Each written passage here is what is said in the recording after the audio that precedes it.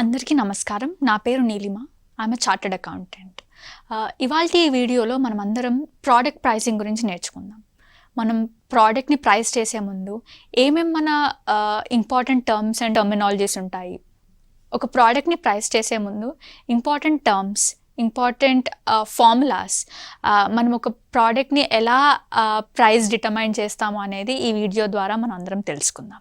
అసలు మనం ఎందుకు ఈ ప్రైజింగ్ చేయాలి? ఈ ప్రైజింగ్ 10 రూపీస్ ఉన్న చాక్లెట్ 15 రూపీస్ అవ్వచ్చు, 10 రూపీస్ ఉన్న చాక్లెట్ 5 రూపీస్ కూడా అవ్వచ్చు. దీనివల్ల ఏంటి మనకి ఫైనాన్షియల్ స్టేట్మెంట్స్లో చూసే డిఫరెన్స్?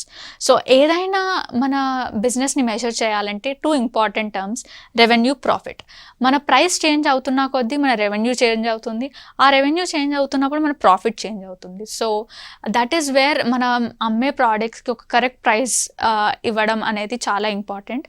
ఆ ప్రైస్ని డిటర్మైన్ చేయడానికి కొన్ని స్ట్రాటజీస్ ఉంటాయి, కొన్ని క్యాలిక్యులేషన్స్ ఉంటాయి. ఈ వీడియోలో మనం ఆ స్ట్రాటజీస్ని, ఆ క్యాలిక్యులేషన్స్ని చూద్దాం. ప్రైజింగ్ చేస్తున్నప్పుడు మనకి important 2 terms are fixed cost and variable cost.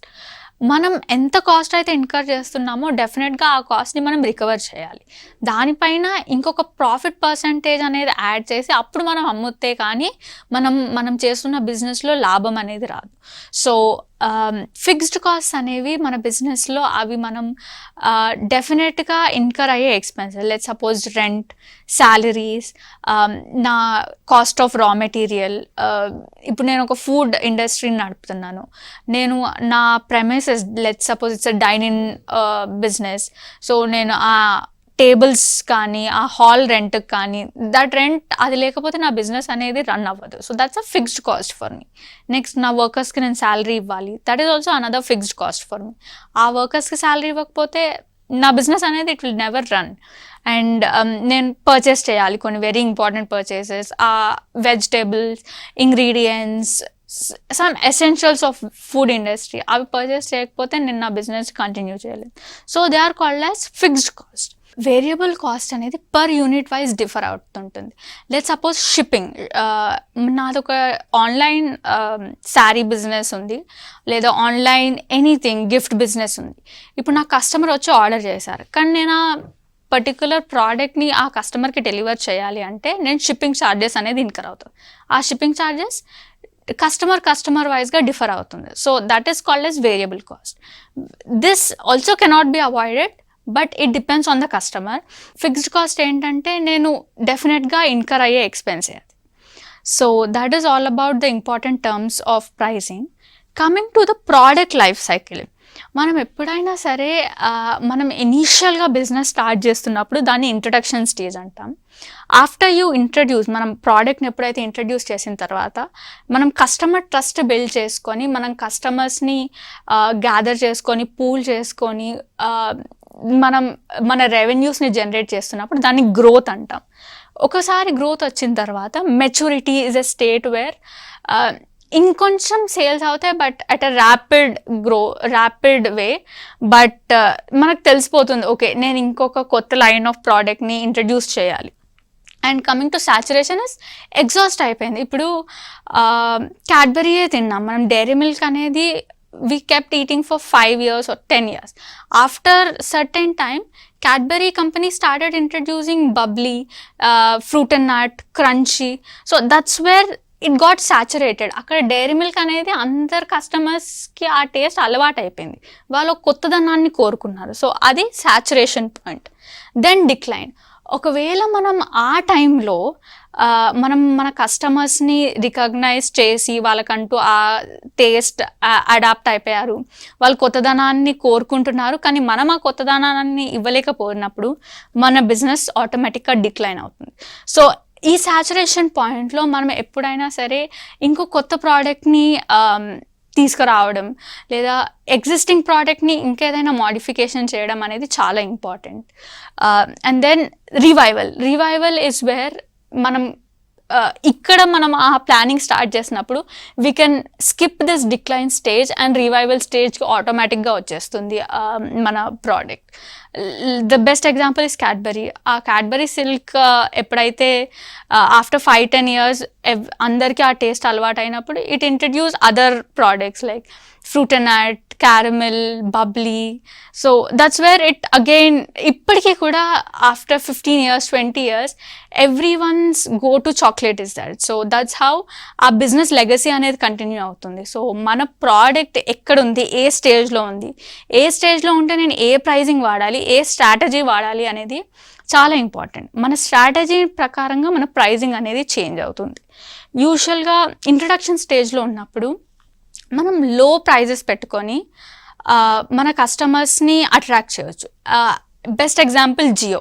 మన అందరం ఒక 3-4 years బ్యాక్ జియో అనేది జియో కంపెనీ గేవ్ చాలా తక్కువ అమౌంట్కి ఫ్రీ సిమ్ కార్డ్స్ ఇవ్వడం కానీ, రీఛార్జ్ అమౌంట్స్ చాలా తక్కువ ఉండడం వేరే కాంపిటీటర్స్తో కంపేర్ చేస్తే, అలా అందరు కస్టమర్స్ని అట్రాక్ట్ చేసుకుంది.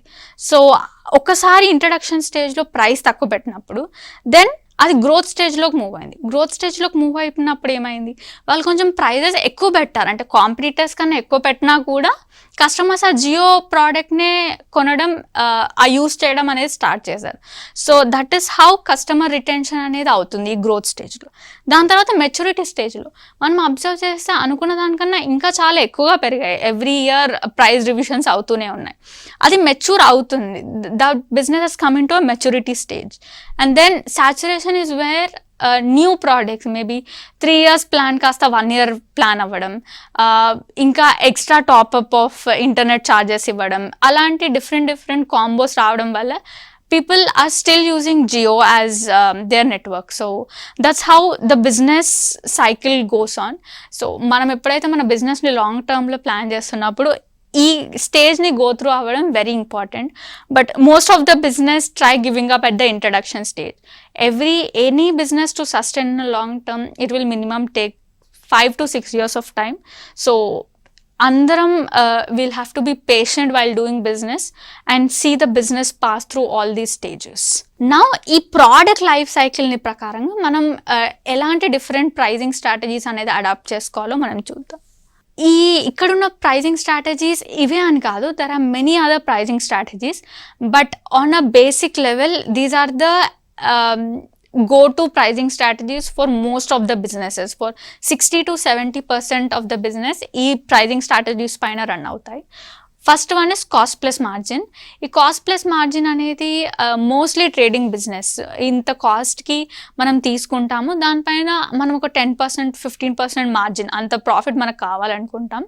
సో కాస్ట్ ఆ మార్జిన్ యాడ్ చేసి దాన్ని మనం సేల్ ప్రైస్గా కన్సిడర్ చేస్తాం. Next is competitors price. ఒక్కొక్కసారి మన మార్కెట్ ఎప్పుడైతే చాలామంది సెల్లర్స్ ఉంటున్నారో అప్పుడు మనం సేమ్ ప్రైస్ అనేది మెయింటైన్ చేయాల్సి ఉంటుంది. దానికన్నా తక్కువగా అమ్మితే మనకు లాస్ వస్తుంది. దానికన్నా ఎక్కువగా అమ్మారనుకోండి కస్టమర్స్ మన దగ్గర రారు, మన కాంపిటీటర్స్కి వెళ్ళిపోతారు. One such example is flower market. Maybe ఒక ఫ్లవర్ మార్కెట్లో చాలామంది వెండర్స్ ఉంటారు, అందరూ ఒకే ప్రైస్కి అమ్ముతారు. ఒక మూరపూలు 30 రూపీస్ ఒకరి దగ్గర అంటే అదే మూరపూలు 30 రూపీస్ ఇంకొకరి దగ్గర ఉంటాయి. లేదా ఒక పూలదండ 100 రూపీస్ ఒకరి దగ్గర అంటే ఇంకొకరి దగ్గర కూడా 100 రూపీసే ఉంటాయి. అదే 90 రూపీస్కి నేను అమ్ముతున్నాను అనుకోండి, నా దగ్గర కస్టమర్స్ వస్తారు, కానీ the competitor will not agree. Over a period of time maybe మనం కస్టమర్స్ని అట్రాక్ట్ చేయడం కోసం అలాంటి మార్కెట్లో తక్కువ అమ్మినా కూడా మనం సస్టైన్ అవ్వాలి ఆ మార్కెట్లో అంటే మన కాంపిటీటర్స్ ఎలాంటి ప్రైస్కి అమ్ముతున్నారో ఆ ప్రైస్కి అమ్మడం is an ideal situation. Coming to the penetration pricing, ఇందాక నేను చెప్పినట్టు how Jio conquered the market. First initial స్టేజెస్లో చాలా తక్కువ ప్రైస్ ఉంటుంది, ఆ బిజినెస్ పెరుగుతున్న కొద్దీ ఆ ప్రైస్ అనేది ఎక్కువ అవుతూ ఉంటుంది. So that is penetration pricing. ఇంకొకటి సైకలాజికల్ ప్రైసింగ్. నవడేస్ ఇప్పుడు చాలా మాల్స్ ఎస్టాబ్లిష్ అవుతున్నాయి, అక్కడ మనం చాలా చూస్తాం 299, 699, 799, 599. అప్పుడు కస్టమర్ సైకాలజీ ఏంటంటే ఆ ఫస్ట్ నెంబర్నే చూస్తాం, 299ని చూసి మనం we get attracted towards buying it, అది కొనేద్దాం 200 రూపీసే, బట్ యాక్చువల్గా అది 300 రూపీస్. సో ఇలాంటి సైకలాజికల్ హ్యాక్స్ అనేది కూడా ఒక్కొక్కసారి big brands use in pricing their products. So this is called as psychological pricing. Coming to combo pricing, నేను ఇందాక అన్నట్టు ఒకసారి ప్రోడక్ట్ అనేది సాచురేషన్ పాయింట్, మెచ్యూరిటీ పాయింట్కి వెళ్ళినప్పుడు ఏదైనా కొత్త ప్రోడక్ట్ని ఇంట్రడ్యూస్ చేయాల్సి వస్తుంది. అప్పుడు మనం ఇంట్రడ్యూస్ చేసే కొత్త ప్రోడక్ట్ని ఫ్రీగా ఇస్తాము విత్ ద ఎగ్జిస్టింగ్ ప్రోడక్ట్. అలా ట్రయల్ కోసం ఇవ్వడము, లేదా 2 ప్రోడక్ట్స్ టుగెదర్ తక్కువ ప్రైస్కి ఇవ్వడం. ఇప్పుడు నేను ఓన్లీ క్యాడ్బరీ సిల్క్ కొంటే it is 70 rupees. Cadbury Silk plus Cadbury Crunchie together comes to 90 rupees. చాలా మినిమల్ ప్రైస్కి పెట్టి 20 రూపీస్ స్పెండ్ చేయడానికి the customer will not hesitate. So that's how combo pricing works. మనం ఏదైనా కొత్త ప్రోడక్ట్ ఇంట్రడ్యూస్ చేసినప్పుడు, లేదా మనం ఎక్కువ ప్రోడక్ట్ సెల్ చేయాలి అన్నప్పుడు, this is another pricing strategy. ఇది కాకుండా ఇంకా చాలా ప్రైజింగ్ స్ట్రాటజీస్ ఉన్నాయి. Let's suppose subscription pricing. ఈ కాలంలో జిమ్ లాంటి ఇండస్ట్రీస్ యాన్యువల్ ఫీ తీసేసుకుంటారు. అంటే మంత్లీ ఇంత అమౌంట్ అనేది పే చేస్తూనే ఉండాలి for 12 months. So that is called subscription pricing. మన వైఫై బిల్స్ కానీ, మన టీవీ బిల్స్ కానీ, that is one way of pricing your product. Another thing freemium. So ఏంటంటే కాంప్లిమెంటరీగా ఫ్యూ ప్రోడక్ట్స్ని ఇచ్చేస్తాము. Let's suppose I'm running a parlour, నేను free facial or free hair styling for 1 visit అంటాను. That's where నేను నా కస్టమర్స్ని attract చేయించి నేను నా కస్టమర్స్కి నా స్పేస్ని చూపించాలనుకుంటాను. వాళ్ళకి ఆ ప్రోడక్ట్ నచ్చినప్పుడు, నా ఫస్ట్ ట్రయల్ ఎప్పుడైతే నచ్చుతుందో, వాళ్ళు definitely they will come back to me for ఇంకా అదర్ ప్రోడక్ట్స్ కోసం, అదర్ సర్వీసెస్ కోసం. That is called as premium. First ఫ్రీగా ఇచ్చి తర్వాత మనం ప్రీమియం ఛార్జ్ చేస్తుంటాం, మనం ఏదైతే సర్వీసెస్ ఆర్ ప్రోడక్ట్స్ వాళ్ళకి సెల్ చేస్తామో. So these are not the hard and fast rules. ఇంకా చాలా ప్రైజింగ్ స్ట్రాటజీస్ ఉంటాయి, but these are all the main pricing strategies.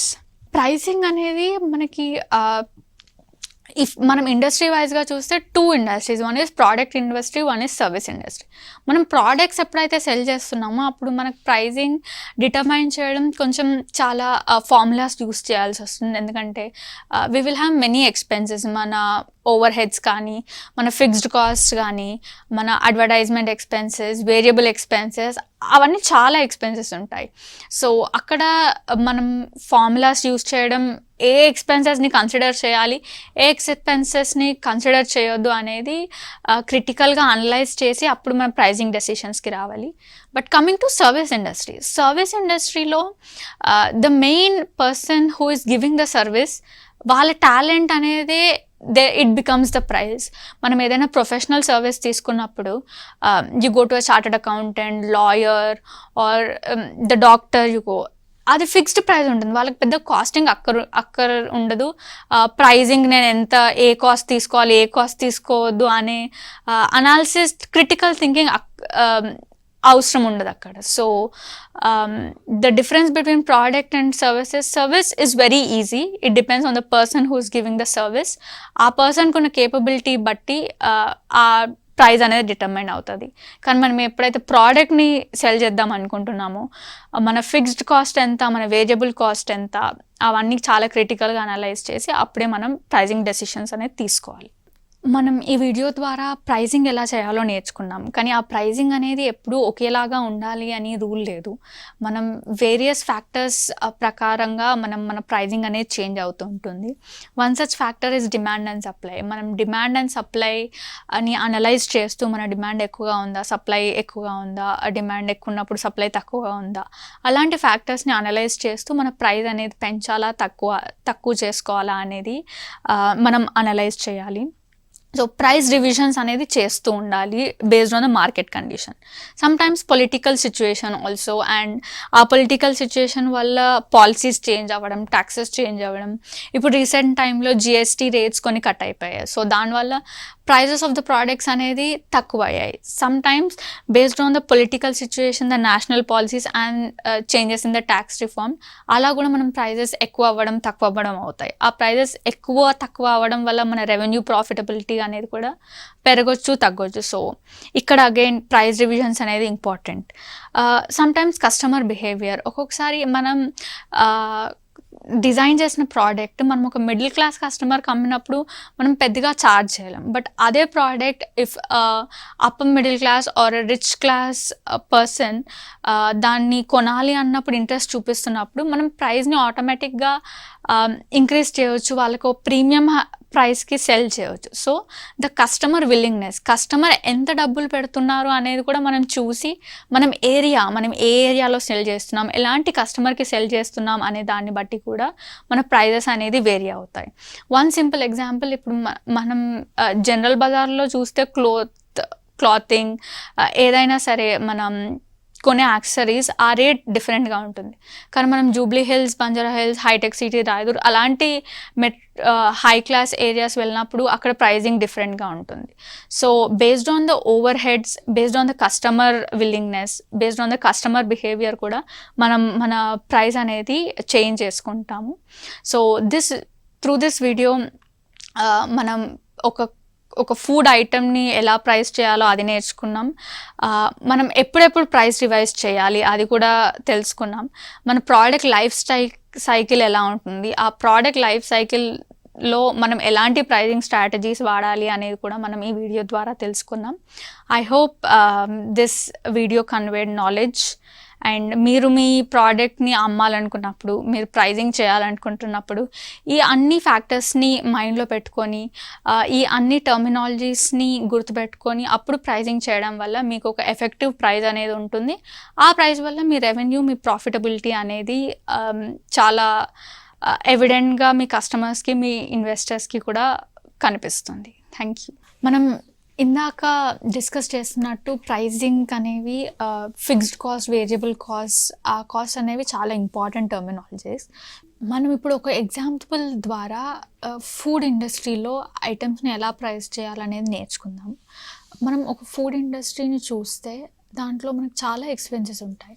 మన ఫుడ్ పర్చేస్ ఎక్స్పెన్స్ అది మేజర్ కాస్ట్ ఉంటుంది. మన బిజినెస్ రన్ చేయడానికి లేబర్స్కి చాలా శాలరీస్ పే చేస్తుంటాం, లేదా అడ్మిన్స్, రిసెప్షన్స్ వాళ్ళందరికీ శాలరీస్ పే చేయాలి. ఆ లేబర్ కాస్ట్ అనేది ఉంటుంది.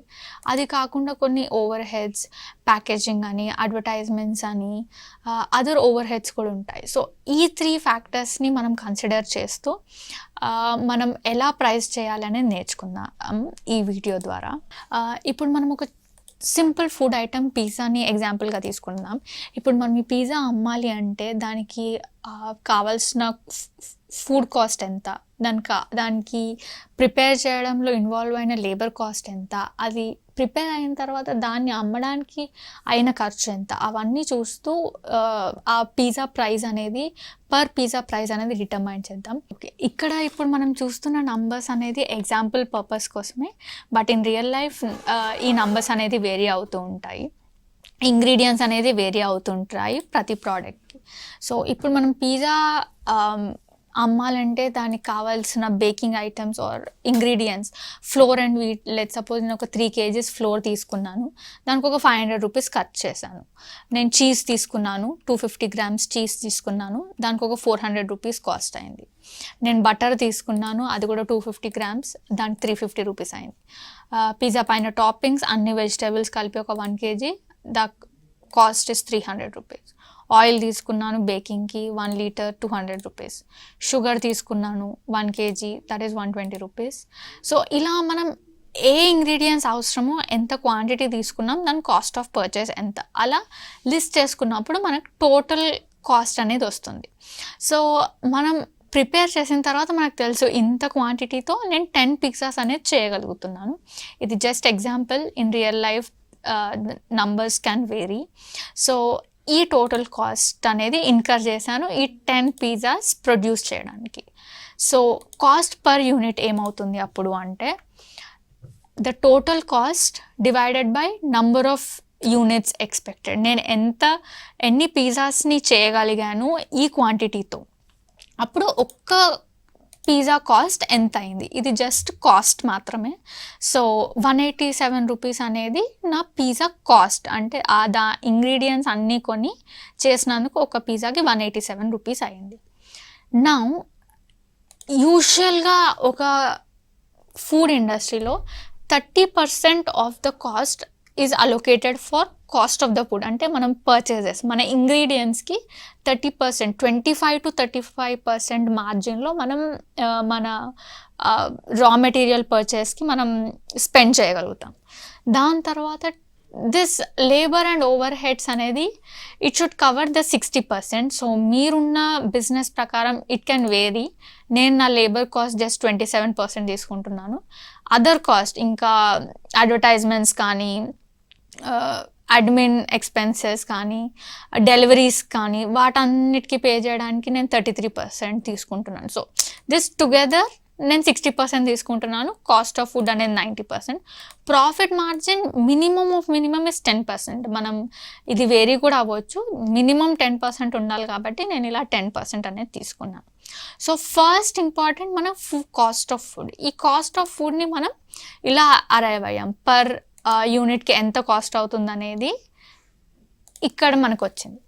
దీని తర్వాత the next step is total 100% cost ఎంత అవుతుంది. ఇప్పుడు నా ఫుడ్ కాస్ట్ జస్ట్ 30%, కానీ నా మొత్తం కాస్ట్ ఎంత అవుతుంది అంటే this 187 divided by 30%. If 187 is for 30%, నా 100% కాస్ట్ ఎంత అవుతుంది. It is a mathematical calculation. ఒకసారి కీన్గా అబ్జర్వ్ చేస్తే ఐఎమ్ షూర్ మీ అందరికీ ఈ క్యాల్కులేషన్ అర్థమవుతుంది. సో నా 100% కాస్ట్ వచ్చేసి 623 rupees. My 30% cost is 187 rupees. దాని తర్వాత నా లేబర్ కాస్ట్, ఇప్పుడు నా 100% కాస్ట్ 623 అయినప్పుడు నేను నా లేబర్కి 27% స్పెండ్ చేద్దాము అని నేను డిసైడ్ అయ్యాను. ఆర్ యూజువల్గా industry norm it varies between 20 to 25% or maximum of 30%. So నా 100% కాస్ట్ నుంచి 27% ఎంత అవుతుంది, ఇంత నేను నా లేబర్కి ఇవ్వగలుగుతాను. దాని తర్వాత నా overheads like delivery, advertisement, other expenses ఏదైతే ఉంటుందో దానికి ఐ అలొకేటెడ్ రఫ్లీ 33%. సో లేబర్ నేను 27% ఆన్ అన్ యావరేజ్ అలొకేట్ చేశాను. Usually it can vary between 25% to 30%. So నేను ఆన్ అ మిడిల్ రేంజ్ 27% పెట్టాను. Overheads 33%, it can vary again between 25% to 30%. నేను 33% పెట్టాను. సో నా 100% కాస్ట్లో నా 33% కాస్ట్ ఎంత అంటే 206 రూపీస్. దాని తర్వాత నేను ప్రాఫిట్ 10% నాకు ఇంత కావాల్సిందే. సో నేను ఒక పిజ్జా అమ్ముతున్నానంటే ఇంత profit I should make it. So 10% is minimum of the profit that I want. So నా 100% కాస్టింగ్ నుంచి 10% విల్ బి 62 రూపీస్. సో ఒక్క పిజ్జా అమ్మినందుకు నాకు 62 రూపీస్ అనేది ప్రాఫిట్ వస్తుంది. ఇలా మనం మన 100% బ్రేకప్ని కాస్ట్ ఆఫ్ ద ఫుడ్కి 30% ఇచ్చాం. మన లేబర్ కాస్ట్ అదే salaries, chef expenses, admin, reception expenses అవన్నీ కలిపి 27%. Overheads like delivery, advertisement వాటికి ఒక 33% ఇచ్చాను. My profit is 10%. So I'm repeating again. First మనం ఫుడ్ కాస్ట్ తెలిసినప్పుడు అది 30% అని అన్నప్పుడు then next step is 100% cost calculate చేయడం. ఆ 100% కాస్ట్ ఎప్పుడైతే డిరైవ్ అవుతామో దాని తర్వాత పర్సంటేజ్ వైజ్ మన లేబర్ కాస్ట్, మన ఎంత పర్సంటేజ్ అయితే అనుకున్నామో అంత లేబర్ కాస్ట్ అండ్ ఎంత పర్సంటేజ్ అయితే అనుకున్నామో అంత ఓవర్ హెడ్ కాస్ట్. మన ప్రాఫిట్ 10% కాబట్టి 10% of the total cost will be my profit అని అనుకున్నాం. So this is my costing per unit cost of the food. దీని తర్వాత నేను 60% అనేది అదర్ కాస్ట్ ఇంక్లూడ్ చేస్తాను. దెన్ నా ప్రాఫిట్ 62%. సో ఈ other cost is nothing but the sum of labour and over heads. ఇక్కడ చూస్తున్నట్టు 374 రూపీస్, ఇక్కడ అదర్ కాస్ట్ 374 రూపీస్ పెట్టాను అండ్ మన profit is 10% rupees. So including my profit, ఇప్పుడు మెన్యూలో మనకు ఏదైతే ప్రైస్ డిస్ప్లే చేయాలో మనం మన ప్రాఫిట్ని ఇంక్లూడ్ చేసి ఆ మెన్యూ ప్రైస్ని చూపిస్తాం. ఇప్పుడు మనం రెస్టారెంట్కి వెళ్తాం, అక్కడ మనం మెన్యూ ప్రైస్ చూసి ఫుడ్ ఆర్డర్ చేస్తాం. సో అది బిజినెస్ ఓనర్ ఎవరైతే బిజినెస్ చేస్తున్నారో వాళ్ళు డిసైడ్ చేసుకోవాలి ఆ ప్రైస్ నుంచి నాకు ఎంత పర్సంటేజ్ ఆఫ్ ప్రాఫిట్ అనేది వస్తుంది. వస్తుంది, ఎంత నేను కాస్ట్ ఆఫ్ ఫుడ్కి పెడుతున్నాను, ఎంత నేను అదర్ కాస్ట్కి పెడుతున్నాను. So that is why profit అనేది కూడా మనం ఇంక్లూడ్ చేసుకొని అప్పుడు మెన్యూ ప్రైస్కి అరైవ్ అవుతాం. ఇప్పుడు ఈ కాస్ట్ ప్రకారం మై మెన్యూ, నా బిజినెస్ చేస్తున్న పిజ్జా బిజినెస్లో ఎవరైనా వచ్చి మెన్యూ చూస్తే మేబీ ఆ large pizza will cost them 623 rupees. So ఈ 623 రూపీస్లో నాకు 62 రూపీస్ అనేది ప్రాఫిట్ వస్తుంది. సో దిస్ ఈజ్ హౌ మనం ఒక ఫుడ్ ఇండస్ట్రీలో ప్రైజింగ్ అనేది చేసుకోవచ్చు.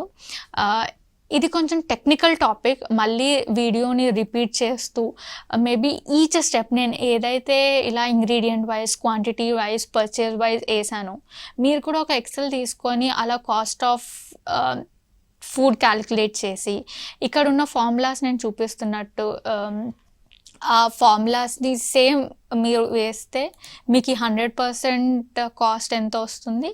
దాని తర్వాత మీ profit it can keep changing.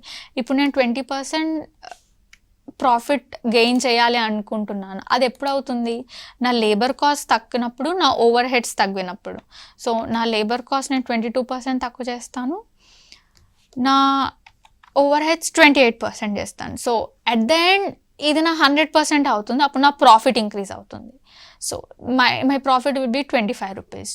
ఒకవేళ నా లేబర్ కాస్ట్ చాలా ఎక్కువైపోతుంది, అంటే నేను అనుకున్న దానికన్నా ఇంకా ఎక్కువైపోయింది, అప్పుడు లెట్స్ సపోజ్ 29%. నేను ఇందాక 25 వేసాను, ఇది 33 వేసాను, ఇది లెట్స్ సపోజ్ ఐఎమ్ పుట్టింగ్ 29. ఇక్కడ నా ప్రాఫిట్ పర్సెంట్ ఇప్పుడు 12% అయ్యింది. సో అట్ ద ఎండ్ ఇది నాకు 100% అవ్వాలి. నా లేబర్ కాస్ట్ ఎక్కువ అవ్వడం, నా ఓవర్ హెడ్స్ ఎక్కువ అవ్వడం వల్ల నా ప్రాఫిట్ అనేది తగ్గుతుంది. సో మనం ఎప్పుడైనా సరే మన బిజినెస్లో మన కాస్ట్ ఆఫ్ ద ఫుడ్, మన లేబర్ కాస్ట్, మన ఓవర్ హెడ్ కాస్ట్ తక్కువ అయినప్పుడు మన ప్రాఫిట్ అనేది ఆటోమేటిక్గా పెరుగుతుంది. సో ఫస్ట్ మీరు డిసైడ్ అవ్వాలి మీకు ఎంత ప్రాఫిట్ మార్జిన్లో మీరు ఆపరేట్ చేయాలనుకుంటున్నారు. దెన్ అకార్డింగ్లీ ఈ పర్సంటేజెస్ అనేది ఫిక్స్ అయినప్పుడు మనం అప్పుడు వీ కెన్ అనలైజ్. ఇప్పుడు 2 లేబర్సే అవసరమా, నేను అనవసరంగా ఇంకొక చెఫ్ని పెట్టుకున్నానా, ఆ కాస్ట్ని తగ్గించుకోగలుగుతానా, ఇప్పుడు అడ్వర్టైజ్మెంట్కి నేను టూ మచ్గా స్పెండ్ చేస్తున్నానా, అదే అక్కడ అడ్వర్టైజ్మెంట్కి స్పెండ్ చేసే ఎక్స్పెన్సెస్ తక్కువ చేసుకొని నా క్వాలిటీ ఆఫ్ ద ప్రోడక్ట్ బాగున్నప్పుడు అది వర్డ్ ఆఫ్ మౌత్ అలా ఒక కస్టమర్ వెళ్ళి ఇంకో కస్టమర్కి చెప్పడం వల్ల నా బిజినెస్ ఇంప్రూవ్ చేసుకోగలుగుతానా అనేది మనం బిజినెస్ స్ట్రాటజీ ప్లాన్ చేసుకోగలుగుతాం. సో ఫస్ట్ డిసైడ్ మనకు ఎంత profit margin. Usually 10% is recommended. It can go to 15% also or to 17% also, మన ఉన్న బిజినెస్ స్టేజ్ని బట్టి అకార్డింగ్లీ ఈ పర్సంటేజెస్ మారుతాయి. And this is how you derive the price of a product in the food industry. ఒక్కసారి మెల్లిగా ఒక ఎక్సెల్ తీసుకొని ఇవన్నీ మీరు నంబర్స్ వేస్తూ చూడండి. Then you will be able to analyse a menu price for your product. సరే, ఇప్పుడు మనం ఈ కాస్టింగ్ అనేది నేర్చుకున్నాం, మనం ఎలా ప్రైస్ చేయాలి అని నేర్చుకున్నాం.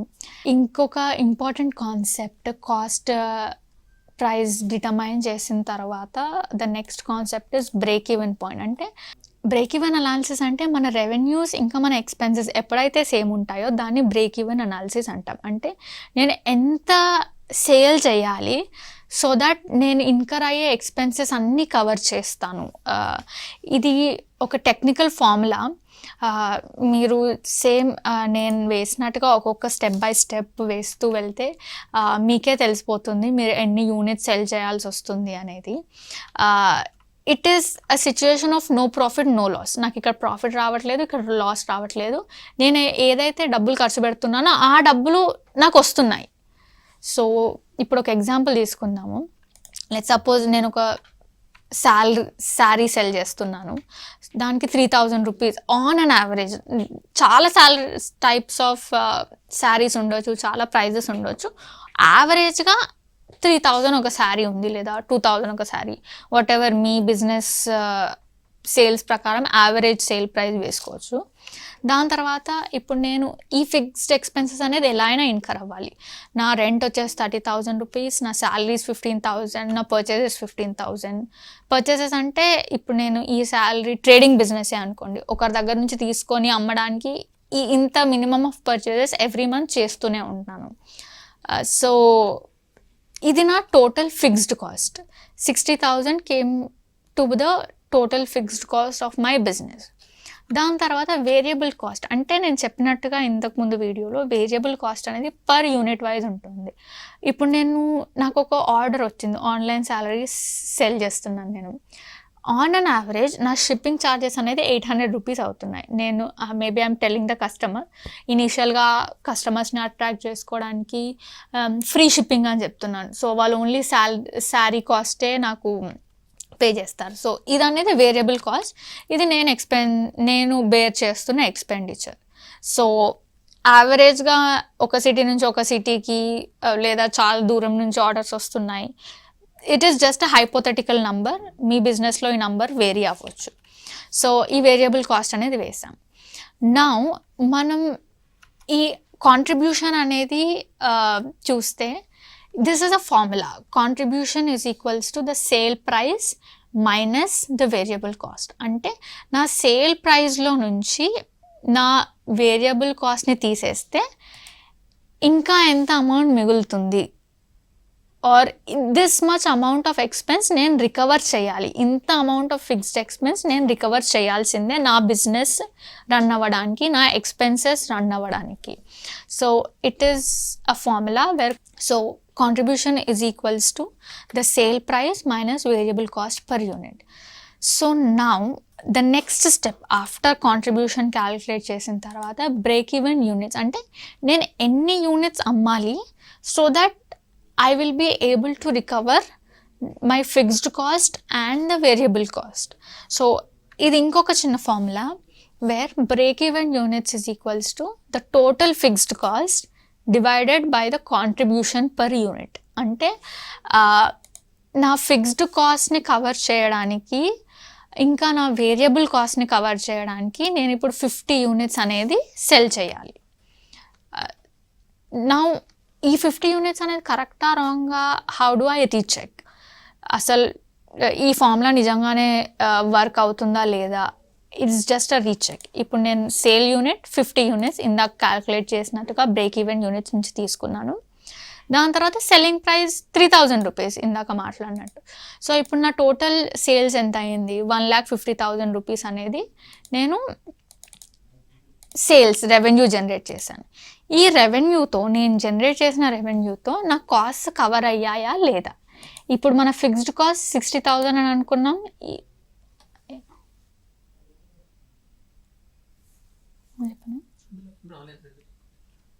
రాలేదా, ఇక్కడ వరకు వచ్చిందా. సో నా టోటల్ సేల్ అమౌంట్ వచ్చేసి 1,50,000. దాని తర్వాత ఇప్పుడు ఈ 1,50,000 జనరేట్ చేసిన రెవెన్యూతో నా ఫిక్స్డ్ ఎక్స్పెన్సెస్ ఇంకా నా వేరియబుల్ ఎక్స్పెన్సెస్ ఇవి రెండు కవర్ అయ్యాయా లేదా అనేది మనం ఇప్పుడు చెక్ చేద్దాం.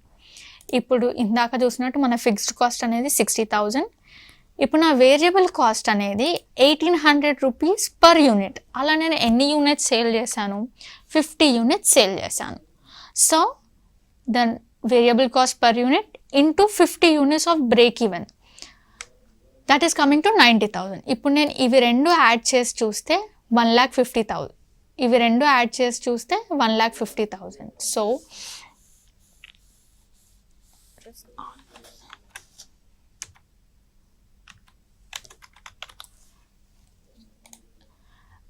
my variable cost and fixed cost together is 1,50,000 rupees. నా టోటల్ సేల్స్ కూడా 1,50,000 రూపీస్ అయ్యాయి. అంటే నా రెవెన్యూ ఇంకా నా కాస్ట్ రెండు సేమ్ ఉన్నాయి. ఈ సిచ్యువేషన్లో నాకు no cost, no okay wait okay I will repeat. ఇప్పుడు నేను ఇందాక చెప్పినట్టు మనం బ్రేక్ ఈవెన్ యూనిట్స్ ఈ నంబర్ కరెక్టా రాంగా, అసలు నేను ఎలా రీచెక్ చేసుకోవాలి అనుకున్నప్పుడు నా సేల్ యూనిట్ ఎంత అయితే ఉంది ఇందాక 50 యూనిట్స్ బ్రేక్ ఈవెన్ యూనిట్స్, దాని సేల్ ప్రైస్ 3,000 రూపీస్. సో నా టోటల్ సేల్స్ 1,50,000 రూపీస్. నా ఫిక్స్డ్ కాస్ట్ వచ్చేసి 60,000 రూపీస్, మనం ఇందాక డిస్కస్ చేసినట్టు. వేరియబుల్ కాస్ట్ అంటే నేను ఒక్క శారీకి 1,800 ఆన్ అన్ యావరేజ్ నేను స్పెండ్ చేస్తున్నాను. అలా 50 శారీస్ నేను సెల్ చేస్తున్నాను. సో అప్పుడు అన్ని 50 శారీస్ సెల్ చేసినప్పుడు నా వేరియబుల్ కాస్ట్ అనేది 90,000 రూపీస్ అవుతుంది. So now my total cost is 1,50,000, నా టోటల్ రెవెన్యూ 1,50,000. సో ఈ జోన్లో నాకు నో ప్రాఫిట్ నో లాస్ అనేది ఉంటుంది. నాకు లాభం ఏం రాదు, అలానే నష్టం కూడా ఏం రాదు. సో టు డిటర్మైన్ నేను అలాంటి సిచ్యువేషన్లో రావాలంటే మినిమమ్ ఆఫ్ 50 శారీస్ అనేది నేను సేల్ చేయాలి. ఇప్పుడు ఇక్కడ నుంచి నేను ప్రాఫిట్ తీసుకోవాలి అంటే, నేను నా బిజినెస్ నుంచి ప్రాఫిట్ సంపాదించాలి అంటే 50 యూనిట్స్ కన్నా ఎక్కువగా సెల్ చేస్తే అప్పుడు నాకు నా బిజినెస్లో ప్రాఫిట్ వస్తుంది. So 50 units is minimum. అప్పుడు మనం పెడుతున్న ఖర్చులు మనకు వచ్చేస్తాయి. లేదు అంటే మనం నెగిటివ్ క్యాష్ ఫ్లోలో రన్ అవుతూ ఉంటాం. మనం చాలా డబ్బులు స్పెండ్ చేస్తున్నాం కానీ ఆ డబ్బులు మనకి రావట్లేదు. So anything that is above 50 units మనం సెల్ చేస్తున్నప్పుడు మనం ప్రాఫిట్ జోన్లోకి వస్తాం.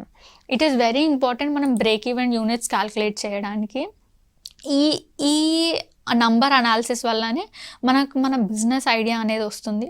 మనం ఎంత సేల్స్ చేయాలి, ఆ సేల్స్ ఎలాంటి కస్టమర్స్కి రీచ్ అవ్వాలి, ఎంత టైం స్పాన్లో రీచ్ అవ్వాలి అనే కంక్లూజన్ ఈ బ్రేక్ ఈవెన్ అనాలిసిస్ మనకి ఇస్తుంది. కంక్లూడ్ చేయాలి మేడం. సో ఐ హోప్ మనం కాస్టింగ్ ఎలా చేయాలో నేర్చుకున్నాము ఒక ఫుడ్ ఇండస్ట్రీలో. బ్రేక్ ఈవెన్ యూనిట్స్ ఎలా క్యాల్కులేట్ చేయాలో అనలైజ్ చేసాం. So I will attach this Excel ఈ వీడియో డిస్క్రిప్షన్ కింద. ఈ ఫార్ములాస్ ఏదైనా రెఫర్ చేసేది ఉంటే మీరు ఎక్సెల్ ద్వారా రెఫర్ చేయవచ్చు. మనం ఈ వీడియోలో నేర్చుకున్నట్టు మనం ఒక ఫుడ్ ఐటమ్ని ఎలా ప్రైస్ చేయాలి, మన బ్రేక్ ఈవెన్ పాయింట్ ఏంటి, మనం ఎన్ని యూనిట్స్ సెల్ చేస్తే మనకు నో ప్రాఫిట్ నో లాస్ జోన్లో ఉంటాం, దాని తర్వాత ఫర్దర్గా మనం ఎలా ప్రాఫిట్ జోన్లోకి వెళ్తాము అనేది మనం అందరం నేర్చుకుందాం. మీరు ఈ సేమ్ టెక్నిక్స్ని మీ బిజినెస్లో కూడా యూస్ చేసి ఇవన్నీ క్యాల్కులేట్ చేసి you can get in to a better profit zone. And ఈ ప్రైజింగ్ స్ట్రాటజీ మీ బిజినెస్లో కూడా వాడి మీ బిజినెస్ యొక్క రెవెన్యూ ఇంకా ప్రాఫిటబిలిటీని మీరు ఇంప్రూవ్ చేసుకోవచ్చు. So I hope this video added more value to your business. Thank you.